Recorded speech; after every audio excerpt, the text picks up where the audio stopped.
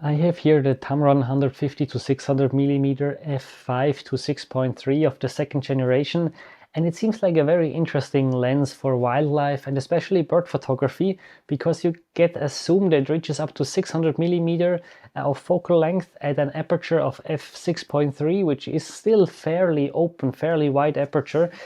At the same time, it's rather inexpensive, or maybe I should say rather affordable, especially if you compare it to some of the Canon RF lenses like the 100 to 500 millimeter or the 200 to 800 millimeter. I already tested a very similar lens, which was the Sigma 150 to 600 millimeter Contemporary a few years ago, and I was not extremely convinced by the lens due to several things, but mainly the autofocus really struggling, especially in a bit darker situations like when taking pictures in a forest, and I could not recommend it easily because I was sure that for many people it would be a bit of a frustrating experience. So I tested this lens thanks to Yvonne, who gave it to me for a few weeks to try, and I was surprised about some things, and in this video I want to talk about my experiences with the lens, and especially to whom I can recommend the lens and for whom I think there are some other better choices. So as already mentioned, it's a 150 to 600 millimeter zoom. It's an external zoom and the tubus still extends quite a bit. And because it's an external zoom, you also need to move the zoom ring a bit more. And what I noticed in the field is that it's almost impossible to turn it with one finger. You actually need both, so you need to be a bit careful where you have your hands, because sometimes I had it a bit farther behind on the lens foot that I could easily reach the focus ring. I wanted to turn the zoom ring and realized I need both, actually at least 2 or better 3 fingers. It's not too bad, but it has quite a resistance. Another thing that you should be aware of is that if you're used to Canon zoom lenses, this one turns in the, let's say, wrong direction. So Canon lenses usually turn counterclockwise to zoom in, so to zoom from, let's say, 70 to 200 millimeter or from 100 to 500 millimeter. However, with this one, you rotate it clockwise to zoom in. And if this will be your only lens that you're using, your only zoom lens, I should say, this will not be an issue. However, if you also use another lens, like a 70 to 200 from Canon, it might be a bit confusing if each of the lenses basically acts exactly opposite. There is some good news though. For the focus ring, this turns exactly as you are expected with any Canon camera, so at least this is not something you need to get used to. In the front, there is obviously the lens hood that you can remove and a 95 millimeter filter thread in case you want to use a polarizer or a neutral density filter. The whole lens is around 2 kilograms in weight, by the way, which is fairly similar than the Canon RF 200 to 800 millimeters. It has a total length of 26 centimeters. However, to use it with a Canon EOS R camera, you also need to use the adapter, which adds around another 2 centimeters. So in total, we're at about 28 centimeters, which is still a little bit shorter than the Canon RF 200 to 800 millimeter. On the bottom we have the tripod foot, or the lens collar, however you want to call it, and this is actually included. It can, as far as I can tell, not be removed. However, I don't think it's a problem because unlike the Canon 200 to 800, it's fairly compact, and I think with the lens of this weight I prefer to have this tripod collar. And what I really like about it is it's an Aka Swiss collar, so you don't need to add another lens plate. You can put it directly on the tripod if you want. In terms of the switches that we have, here is a lock switch that you can lock the zoom position to 150 millimeter if needed. However, I never needed it because even if you hold it like this, it's really not extending at all or barely extending, so I didn't use that. On the other side, we have the focus limiter from either the full range or 10 meters to infinity or 2.2 meters to 10 meters. And I think it's cool that there is this 2.2 to 10 meters because, for example, if you want to take pictures of dragonflies in flight, this might be quite useful. Just below we have the autofocus manual focus switch, then the image stabilization on and off, and then the different modes for the image stabilization. Mode 1 is kind of the normal mode that you would use for most situations. Mode 2 only stabilizes in the axis that you don't move the camera intentionally.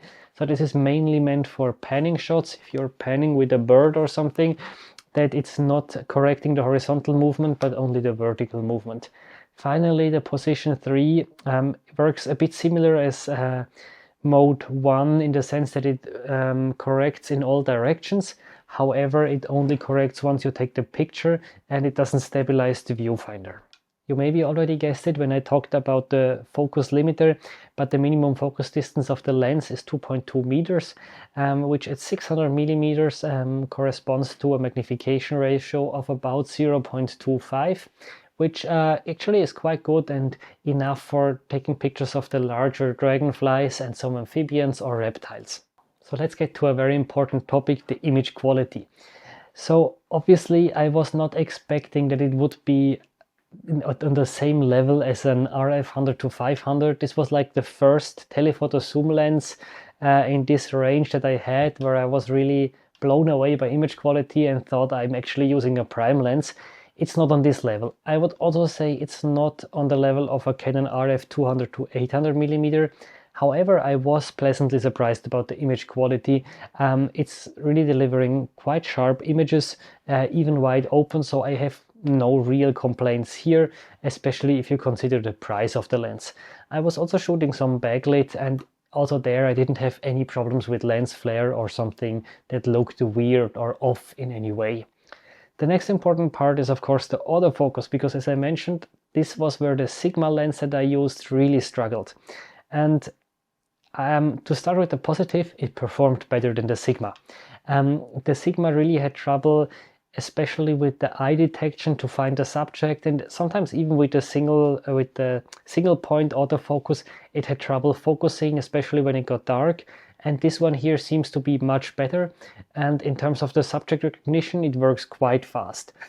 Sometimes when I pressed the AF on or the shutter button, the autofocus point stayed white for a second, and it took the camera like a second or probably a fraction of a second to actually focus on the subject and to turn blue. So this was something I was not used to anymore, but it was still fast enough, I would say, in most situations.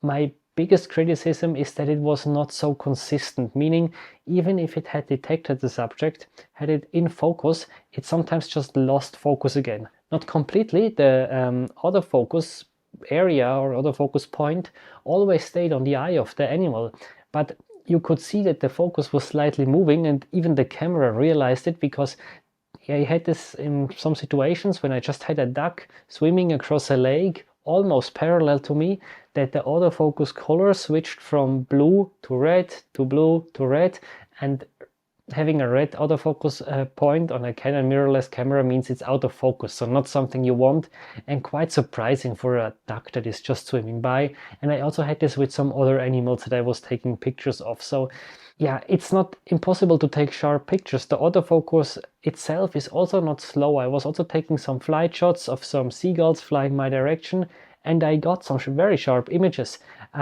Just you will not get as many sharp images as if you would with a 200 to 800 millimeter or Canon RF 100 to 500 millimeter. But if you want to get more sharp images, no matter which lens you're using, then please have a look at my autofocus ebooks. They are available for both Canon and Nikon cameras, and I explain you which focusing modes I use under which circumstances, maybe with different weather, different light conditions, and what I would do if you realize that the autofocus just doesn't work as you want to. I link the ebooks below, and there is also a money-back warranty. So I already mentioned that the lens has an image stabilizer, which I of course highly appreciate, because I'm really almost never using a tripod. I do everything handheld, and I'm pleased to say that the image stabilizer does its job great.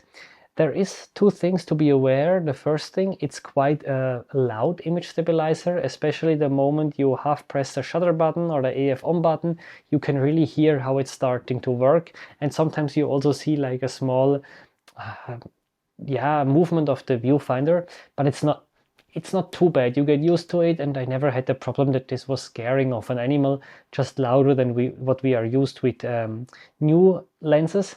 However, the image stabilizer itself was quite effective. I did some testing with 600 millimeter handheld and I managed to, at 1/50th of a second, get most of the image that I took were actually turned out to be perfectly sharp, which I think is a good value and probably enough for most people. So what's my final verdict on the Tamron 150 to 600 millimeter of the second generation? Can I recommend it? It depends a bit at which stage of your photography you are. If you're just starting with wildlife photography, I'm not so sure, to be honest. I think I would lean rather towards 100 to 400 millimeter from Canon, which is even cheaper, but much more importantly, it's much more compact, it's lighter, much better autofocus, better image stabilization, maybe even slightly better image quality, maybe on par, but I just think you will have much more fun with that lens. If you are a bit more advanced, of course, you might look into the Canon RF 100 to 500 or RF 200 to 800, but they are a bit pricier options. So could this be a cheaper alternative that still does 90% of the task? I think if you're a bit an experienced photographer, it might work. Just be aware that you will have more blurry shots than with the two Canon lenses I just mentioned. But you also get some benefits here, at 600 millimeter, you have an f-stop of 6.3, which allows you a smoother background than the Canon RF 100 to 500 or 200 to 800 offer. And as I mentioned, it's considerably cheaper. So if I would need to pick among these lenses, I think I would probably go for the 100 to 500 from Canon. I am in the lucky situation that I can afford the extra price. And if you can afford it, I would also in 95% of the cases recommend either the 100 to 500 or 200 to 800. I think you will have more fun using it. You will be a bit less frustrated with the autofocus or something about this lens. Also, the zoom works better with these, in my opinion. But as I mentioned, if you're on a budget, I think it's can be a very great option, especially if you're a bit more used to sometimes overriding the autofocus and using the manual focus ring and so on. If you want to pick up any of the lenses that I mentioned, I linked them down below. With buying over these links, you would help to support my channel, and please also check out the ebook that I mentioned before.